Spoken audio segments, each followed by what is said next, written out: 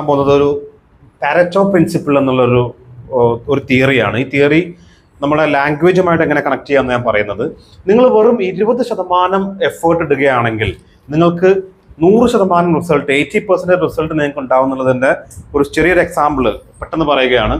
So basically നിങ്ങൾക്ക് എല്ലാവർക്കും അറിയാം, ഒരു 5% നിങ്ങൾ ബേസിക് ഗ്രാമർ പഠിക്കുക. 5% മാത്രം ബേസിക് ഗ്രാമർ.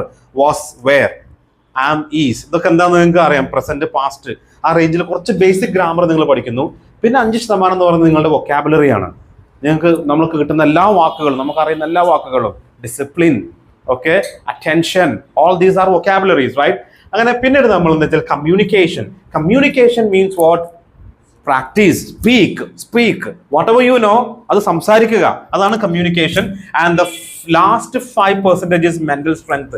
നിങ്ങൾക്ക് സംസാരിക്കണം എന്നുണ്ടെങ്കിൽ നിങ്ങളുടെ പേടി, സ്റ്റേജ് ഫിയർ, ഇൻഹിബിഷൻ, ഇതെല്ലാം മാറി ആരുടെ മുന്നിലും തെറ്റ് വരണം, തെറ്റ് വന്നാലും പ്രശ്നമില്ല, ഞാൻ സംസാരിക്കും എന്ന് ആ ഒരു ചിന്ത നിങ്ങൾക്ക് ഉണ്ടെങ്കിൽ നിങ്ങൾ വളരെ ഫ്ലുവൻ്റ് ആയിട്ട് കോൺഫിഡൻറ്റോട് കൂടി ഇംഗ്ലീഷ് സംസാരിച്ചിരിക്കും എന്ന് ആണ് ഈ തിയറി കൊണ്ട് നമ്മൾ അർത്ഥമാക്കുന്നത്.